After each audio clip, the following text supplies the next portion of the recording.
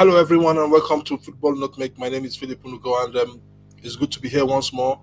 This time, not talking about AFCON, but about the the European transfer market, and how it's been shaping up. When we look at the current status of the mid-season transfer market, we discover that the big guns have not really gone into the transfer market, but they are all gearing up for the summer transfer market. When we look at teams that need to strengthen their squad, you look at the likes of Newcastle, you look at the likes of Arsenal. They need a forward because of the controversy with Pierre-Emerick Aubameyang, and you also look at some other teams that need one or two players, including Manchester United, that are also expected to let some players go in this mid-season. Uh, we also look at how far these teams will go. I'm waiting for. I think I'll be having a guest or two on this program to come and tell us who needs what and where it is being needed as well. Okay. For Newcastle United, they are going in for Duvan Zapata and of Atlanta. We all know Duvan Zapata of Atlanta, and also they are going in for Carlos, Brazilian defender Carlos Diego, who currently play for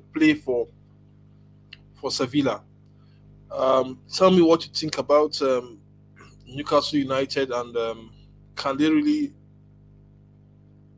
come up with a team that will save them for relegation, or will this spending spree that they have, will it just still sink them down because already they're in big trouble since the beginning of the season, where they sack their manager Steve Bruce to hire Eddie Howe after some few weeks. Newcastle United, can they really make some inroads? Can they really make some inroads in signing those players? What are their chances of in signing Carlos Diego from Sevilla? Carlos Diego has just submitted a transfer request to Sevilla, telling his team that he wants to join Newcastle United, and he has a clause of over £100 million, over 100 million euros in his contract. But currently, Newcastle did made an offer of 25 million and also another 30 million, and currently they have the offer of a bid of £50 million on table for Carlos Diego. Do you really think that these teams like Newcastle, are really prepared to sign those players that will take them to the next level, especially starting from the relegation battle that they have? They are currently sitting. Let's see where Newcastle are sitting. Um, Newcastle United are currently sitting. To look at their current standing, they are currently sitting at the 19th position, just a 2 point off the relegation zone, which is occupied by Watford. Then Norwich City are also ahead of them by 2 points. I just think that they can handle it. They can really come out of that relegation zone if the right signing is being made by the board that is being run by Amanda Stevens. Sorry. Um, but the truth of the matter is that, can this really happen? Can this really happen? Kindly drop your comments on our chat button and chat with us with regards to Newcastle. What is it with Antonio Martial of Manchester United? Why did he refuse to play? Why did he really refuse to play? Where the coach accused him of not playing. Excuse me. Why do you think he refused to play? Okay, why do you think Martial refused to play, or why do you think that Juventus really can't really afford Antonio Martial. I just think that when Manchester United were giving new contracts to these players, they didn't really think that their home form, their form at this time of their career will just dip, and that's what really happened to Antonio Martial. His form has dipped, whether you like it or not, whether you're a Manchester United fan or not. I am a Manchester United fan, but his form has dipped. We we could also see Arsenal going for Vladimir Vahovic. Can they get Vladimir Vahovic? I think we'll see. We'll also look at that, how viable it is for them to get that player. Um, okay, I have Afam on the line. Afam, can you hear me, please?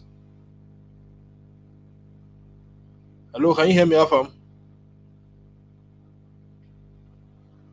Okay, Afam will come and tell us what Arsenal needs, and hopefully Roland will come here and tell us what Manchester United and other clubs need. Um, do you think Newcastle can sign Duvan Zapata? They can also get Carlos Diego. Do you really think with the current man? Can you hear me, Afam, please?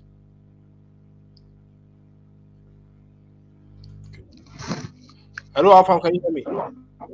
I can hear you. I can hear you loud and clear. Okay, this is the transfer show. Good to have you here on the show today once more. I did have you 2 days ago, and it was a really nice show. Uh, now, the transfer market did open at the first day of January 2022. A lot of things have happened. We saw Coutinho moving to Aston Villa from Barcelona. We saw other low-profile players moving back and forth. Currently, among the top teams, we don't see any movement among the top teams, because at this point in time of the season, teams don't really want to, especially the big guns, don't really want to go into transfer market knowing fully well that they have you have the summer to chase some players that you want. But can you really tell me why big teams don't really, or tell our viewers why really big clubs at this point in time don't really invest much more money, except if it is needed in the transfer market? All right. Thank you very much, Philip, again, and good evening, viewers. Hello, can you hear me? Is the Yeah, question go ahead, directed please. to me, Philip? Yeah, it's related to you, Okay. please. All right. The answer to your question is quite obvious. We are living in a pandemic era. COVID have actually ravaged, has distorted the transfer market entirely. And if you must agree with me, it's only the English Premier teams that are even pulling their weight. And the reason is not far-fetched because of the centralized or the equal sharing of the TV rights. That's why you can see some premierships still pulling their weight. And, premiership over the years, they were able to package their league very well. That's why you can see a mid-table team, not even a below mid-table team like Aston Villa, pulling that kind of stunt that they pulled by getting Philip Coutinho. And then what Yeah, I heard is that they can be that they agree they are going to pay half of the salary that Barcelona is paying. That was the statistics I was reading day for yesterday from one of the football tabloids that say that Premiership teams were able to generate more income more than the Ligue 1, Bundesliga, Spanish League, and Italian Serie A are combined. These four teams, these four leagues combined, that the Premiership, the money they were able to generate in the COVID ravaged year 2020, they were able to generate more income more than these four leagues combined. And the reason is not far-fetched.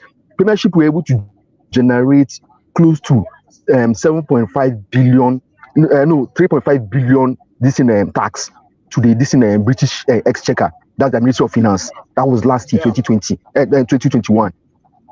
So COVID have actually distorted everything. That is why you can see teams like Barcelona struggling. Barcelona had to push out Coutinho in order to be able to register Fernan Torres. I didn't mean yeah, Coutinho was not shipped out. There's no way they can able to do that. So COVID have ravished everything, and that's why you cannot see most of these teams this in getting some of these players. The second reason again why you can't see most transfer at the winter transfer window has to do with the issue of most teams, particularly the ones that are in Champions League. Um, if other teams are coming for their players, the ones that are in Champions League or Europa or European Conference League, they can't be able to send some of these their players because they have stake in that competition and they can't allow their players to go at that particular time.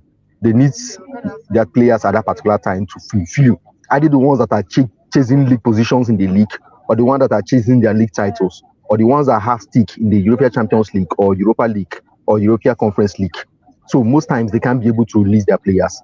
They will rather tell you that you should wait to the summer where they must have determined their positions before they can able to release their players.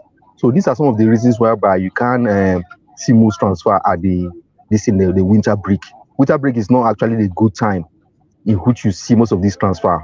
It's only on desperate situation when the club actually need those players at that desperate moment, or when it's available, and you now see these teams going for that. And that reason again that you can see there is little or no this thing transfer at this winter window has to do with the desperation, or will I see the greedy nature of the agents that we have now. I will give you a very good example of that now.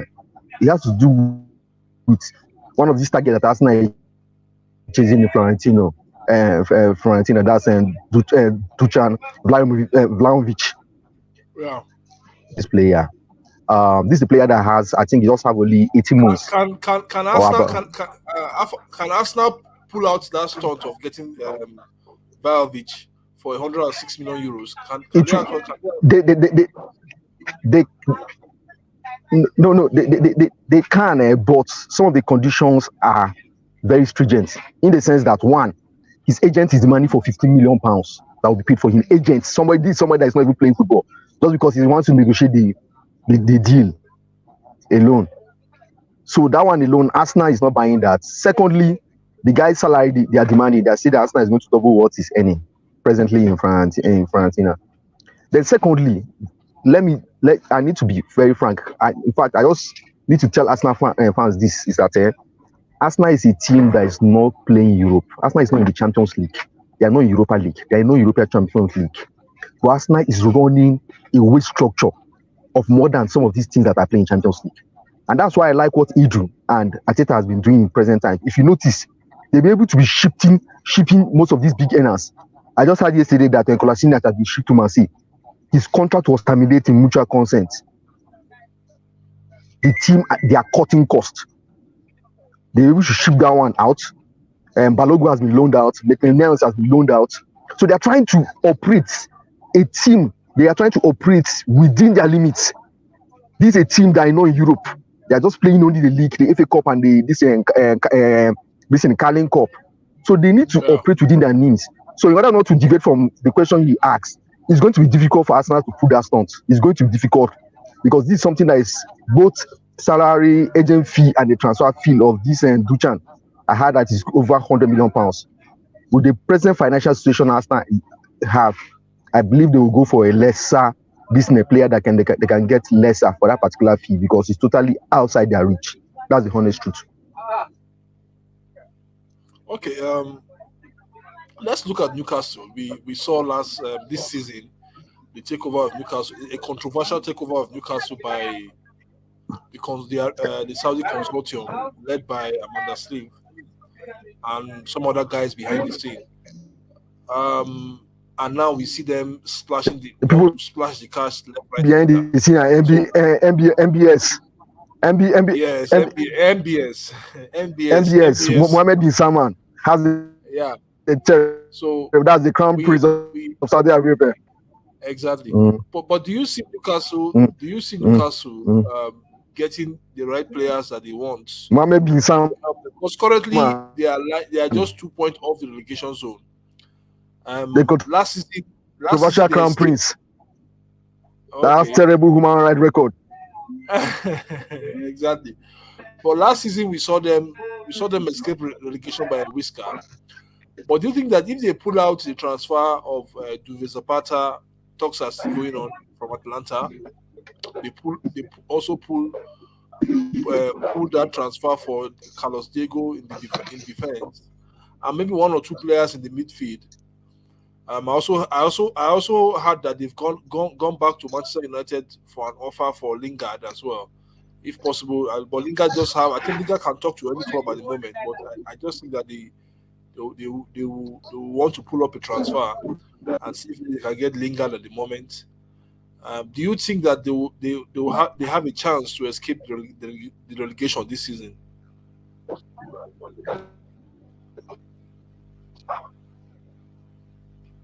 Can you hear me, Afam? Afam, can you hear me? Okay, Afam can come back to us, please. Afam can go back to us. That's it. Hello, Afam, can you hear me?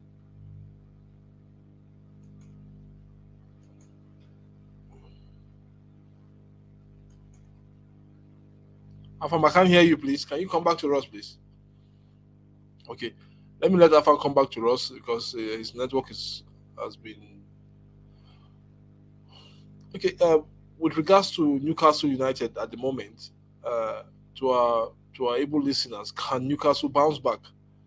Can they really bounce back if they make these key marquee signings that will help them? Some players are currently leaving now. Some players are coming will come in definitely. But can they manage this transfer window very well and get those marquee signings that will help them take at least 2 or 3 or 4 points ahead of the likes of Norwich United, Norwich City? Okay, Afam is back. Let me see if I can connect him. Can you hear me now? Philip, I just came back. I think network was pretty bad. Yeah, I can hear you. The network was bad. Okay, yeah. Bad. Okay. Yes. Okay, with regards to Newcastle, I was saying, can you see them escaping the relegation battle, the relegation this season, if they sign the likes of Carlos Diego from Sevilla, that is worth close to 105 million euros, but a bid of 50 million euros have been submitted already, and also Duvan Zapata that plays for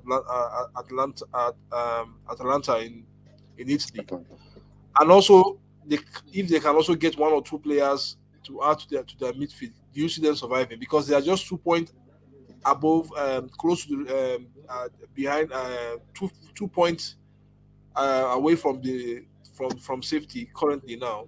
So can they survive this relegation zone? Yeah. All right, Philip. Let me tell you my own. This might take my own honest opinion about Newcastle. Newcastle, money cannot buy you instant success. Money can buy you success, but it can't buy you an instant success. Newcastle does not have a direction. Do you know their director of football? Do you know they are this in head of recruitment? They don't believe that by just having taken Amanda is all and all. It's Amanda that is everybody. She's just the one. She's the one doing recruitment. She's the one doing the negotiation. Football is not being. You don't run football this way. It's a process. You need to have a projection. What is your process? Where do I want to be in the next 6 months? Where do I want to be in the next 2 years? But their own is all about now. My own honest opinion about Newcastle is that Newcastle will go down this season, but they'll bounce back. Maybe next season. Then let them have a projection. First of all, from the coach they brought in, you will see that Eddie Howe is just an ad hoc arrangement. That's not the kind of coach that can take this club to their promised land where they need. So that one is by the way.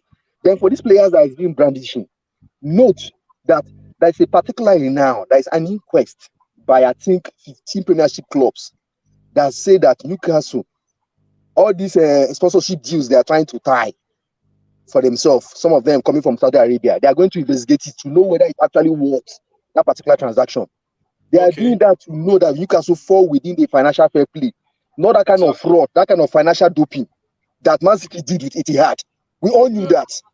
They'll go behind, overinflate those financial this in a sponsorship deal, and now tell you that look at the amount they're generating. We all know that. Yes, but we all know that. So Newcastle should not go through that way. We know the biggest brands in the world, the likes of Adidas, the likes of Nike. We know how much they can pay for. You can't tell me the likes of Etihad can pay more than the likes of Nike. Adidas, imagine, it's absurd. We know those things. we know all we those all know financial doping they are trying to do. You we understand, also Ba? know teams that can afford this brand as well. That we also know teams that can attract this brand, the likes of Real Madrid, Man U, Manchester United, yes, Barcelona. Manchester United, Bayern Munich, Arsenal can also attract Yes. this big brand globally. Mm, But what I just think about Newcastle is that I think they will survive. I am thinking they will survive if, but it will be like last season with a whisker mm. if they have the right signings in. But what I don't really know is that they need a structure. Sure, sure, Yes, they need a sure. structure. Amanda Sleeve cannot be going randomly looking for players to sign. She see, to be frank, you know me as a Manchester United fan for a long time, Mm. and you know that post Alex Ferguson, the club has been run haphazardly by the likes of Yes, Ed Woodward and yes, co. no direction. Yes, no direction, giving players useless contract because Contracts, yeah, overinflated contracts. exactly. So because you'll be able to get some deals out of it, signing players that you don't want because of sponsorship deals, you get at the end of the day. Yes, sir. But that's not how football. Yeah, that's not how football is being run. And Yes, sir. also Sure. football from post Arsene Wenger, post Alex Ferguson. Error. At that moment, we knew that they were the sporting directors of their clubs. Those two Sure, managers sure. when they were Yes, sir. when they were when they were running those clubs, and they ran the club from head to bottom. Yes, Yes, from sir. top to Sure. bottom. Sorry, but when you look at the way clubs has been run now, the likes of Liverpool, Man City, the likes of um, which other club? I think Spurs. No, Spurs. I don't think so. Still, is being It's run Levy. by It's Levy. It's yes, Levy. One Levy, man show. one man Levy. It's one Though man show. he has the footballing knowledge. You can Yes, say sir. to a Yeah. certain extent. Mm. But if Newcastle wants to apply the way of Manchester United, I think they will get it wrong going Mm. forward. So Sure. what's your take about that? Yes, sir.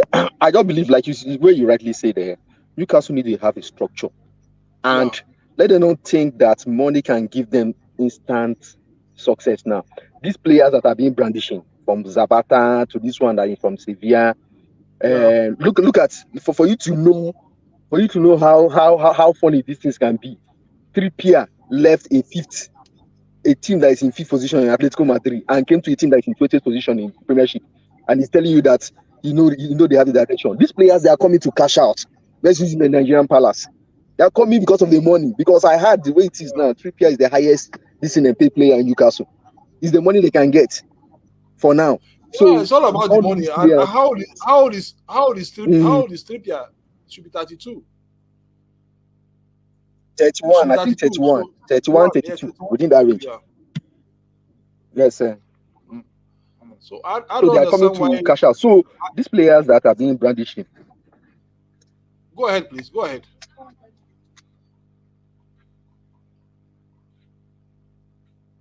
Hello, Afam. yes, sir. Yes, go ahead. So these players, like I told you, these players that are being brandishing now, they have little or nothing in which they can actually Can you hear me, Afam, please? We are losing audio, please. clubs. It's just for them to just change. Yes, sir. I say cars need to have equipment with players that will be coach train onto. Can you hear me now? I can't hear you, please. I can't. We are losing audio.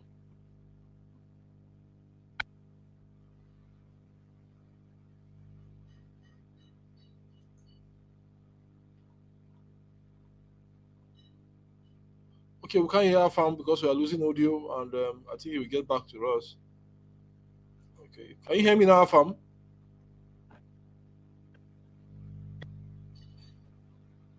We still can't hear you.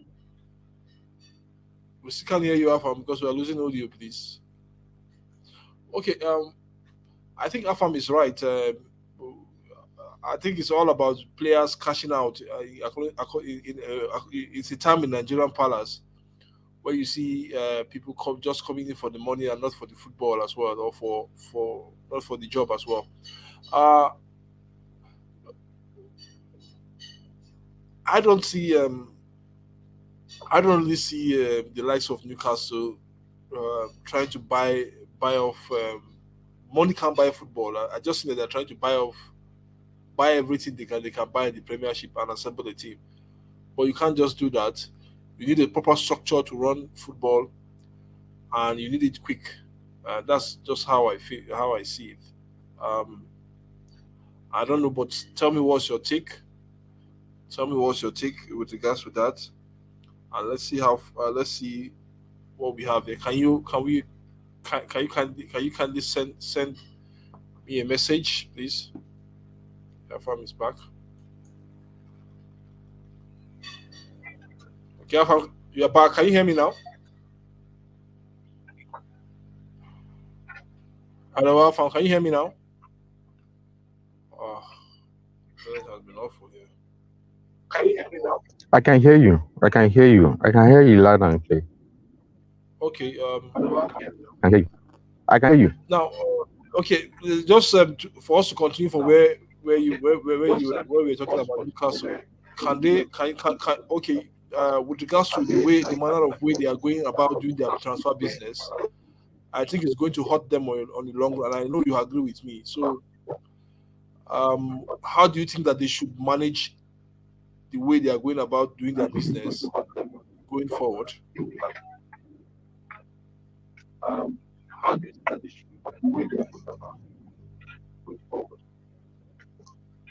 All right. Can you?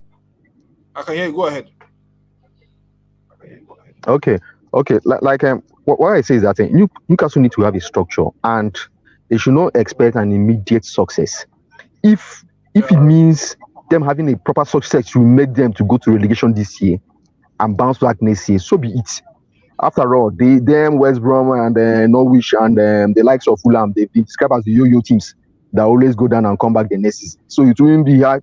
It wouldn't be this in much for them to go back yeah. if Go it ahead. will make them have the proper structure.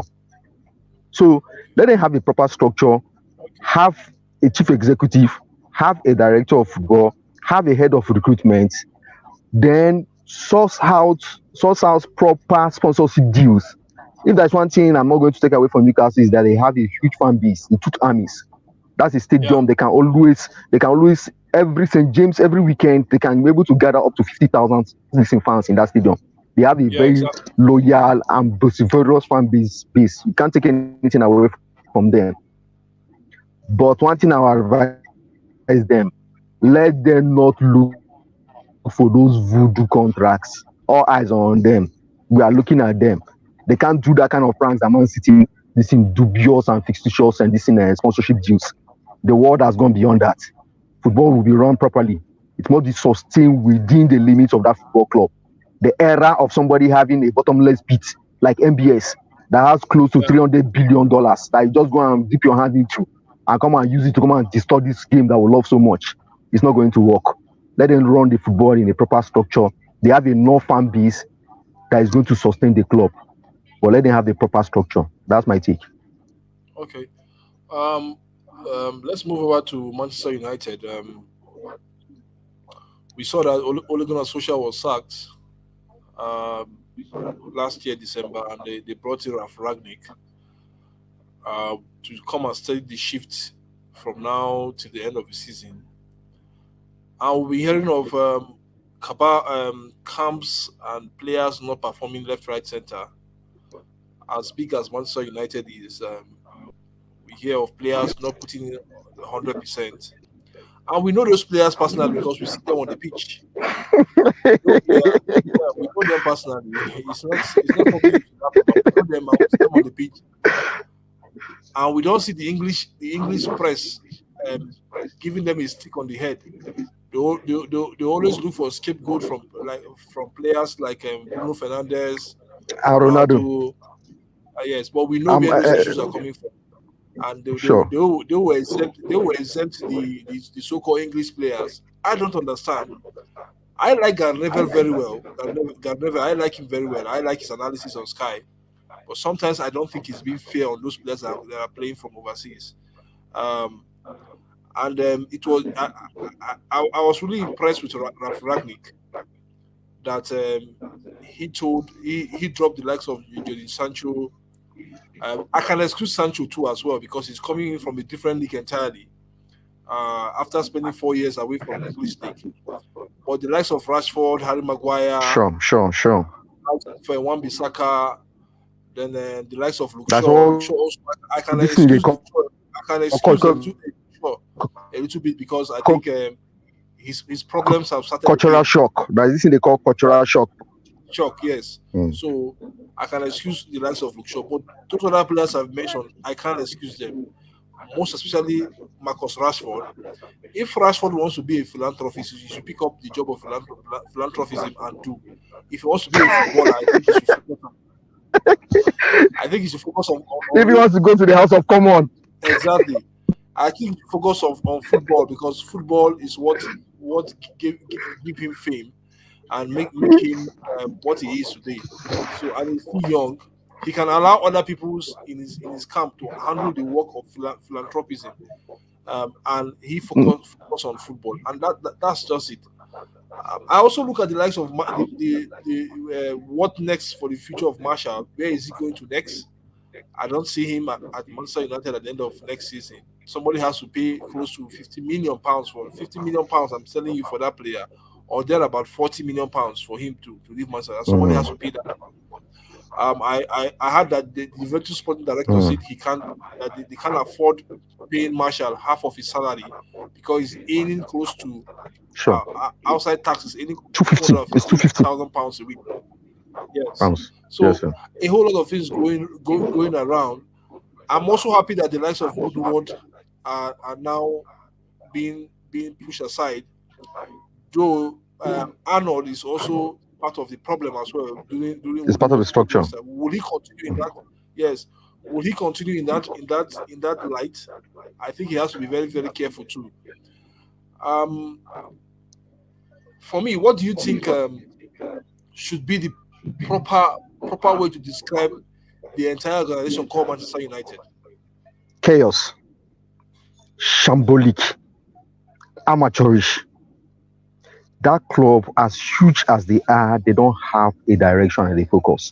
Let me start with the issue of Gary Neville and what's his name? This Batman that was formerly a Liverpool player. I call him Batman. I don't call him centre forward because what did he actually achieve with them? Carragher. Those are football Einsteins. Yes, those are football Einsteins according to Mourinho. Make so much noise on Sky TV, but they were giving mandates. What's his name? Never when he was Valencia, he nearly relegated them. Carragher has not cut his teeth to say whether if he should even handle third division teams. But they're the ones that have opinions. They're opinionated about any player when it comes to match the analysis. They will give verdicts about the player to tell you how useless it is, how players cannot play football or anything. But when it comes to the issue of these English boys, you can see their sheer hypocrisy. Yeah.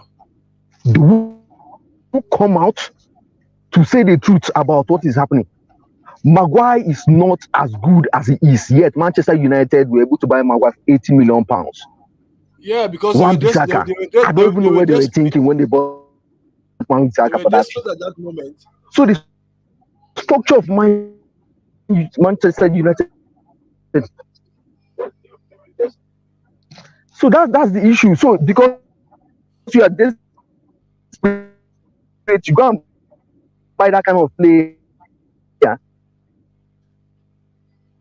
Now that player now was not able to give like up to like 3 decent pull-outs. This been a decent shift. Ronaldo, like Greenwood, boy, at that age, has started joining camp and cabal within Manchester. You've not even actually gone anywhere yet. You are joining camps. Exactly. In order to ship out only, even though they are Carragher and they did everything they do in order to buy only time. But it's because clique cabal that they have within Manchester United.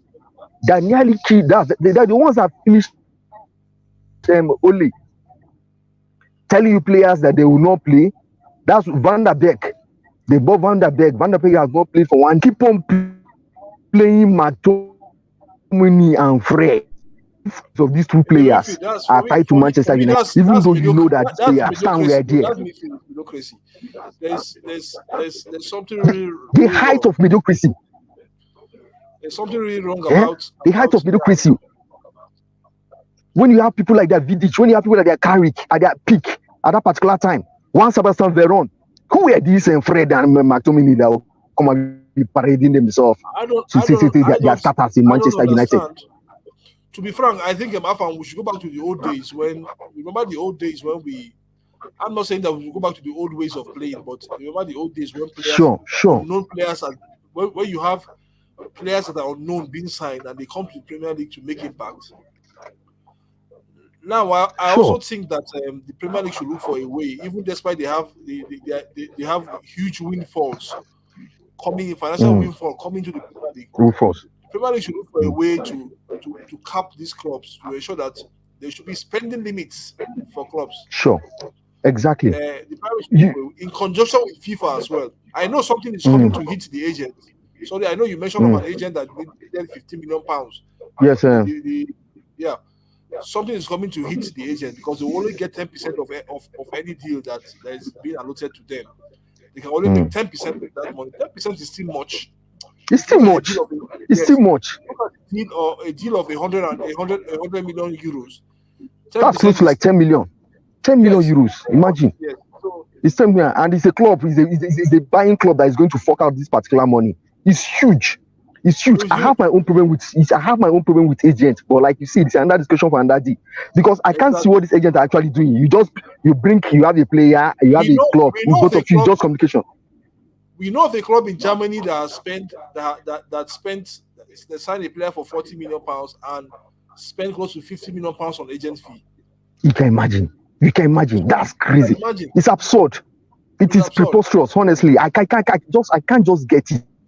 For an individual that you just sit down in a particular yacht somewhere in the high sea, he now brings the selling club and the buying club and this player, and now gets this kind of money. It's huge, and it's affecting the bottom line of some of these most of these clubs, because it's still this club that is going to do it. But for the financial cap, Philip. If there is no financial cap on football, the way football is going, I'm telling you, in the foreseeable future, football is going to burst.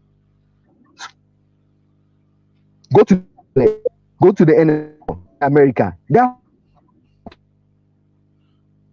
Because if you don't have this spending that these clubs are, it is, look at Derby County. Derby County is because of the poor and the wages. And by the time all these the big owners, they lose interest in what will be some of these clubs, because they're affected by maybe some oligarchs or some sheikhs that have interest in it. What of when those decide not to have interest in that particular in a football venture and decide to take his money maybe to coal or to oil or to entertainment or to any other thing? If he's dancing that he has interest, what will be the fate of those clubs? The honest lines is FIFA, because they're the biggest regulator of football in the world. FIFA need to come in and put financial clause on these things. But like I said, that financial fair play in which UEFA have, honestly, that financial fair play is a joke. It's a joke in the sense that you see most of these clubs breaking or bridging some of this financial fair play, and what do you get? It's just a slap in the wrist, like the issue of what's his name, Man City and the PSG, that were found guilty openly. They were found guilty in these things. What did they do? Some of the sentences that they gave them were suspended, and some of the fines that they were fined is fine that Sheikh Mansour will just put his hand in his breast pocket and pay some of those fines. If these clubs are not being docked points or being thrown out from the competition entirely, I believe that financial fair play is a mess, and that is not taking us anywhere. Like Tebas, the head of La Liga, said, it's not financial fair play again. It is financial doping. That's what he calls it. It's dope. Those people, they dope financially. They cheat. So they need to watch it. And I agree there need to be financial cap on the spending limits of some of these clubs, so that this our game will still remain for us in the foreseeable future. Okay, thank you so much for having you on the show today. We hope to have you next week Wednesday, because I think I will leave this Wednesday for you every time. On every Wednesday, we'll It's have okay. come to talk about European football and maybe all other transfers, whether we are in the transfers period or not. Thank you so much for being part of the show. Um, I will see All you right. next week Thank you Wednesday. very much, Philip. Come talk. Yeah, thank It's you, okay. thank you, Alpha. It's okay. All right. All right. Okay, kindly subscribe to our channel, Football Nutmeg, and also you can like our page, our social media page, Football Nutmeg, at Football Nutmeg on Twitter, Instagram, and Facebook. Thank you so much for watching the show. I'll see you um, tomorrow when we'll bring you yet another really good really good show on the AFCON 2021 and European football as well. Thank you so much.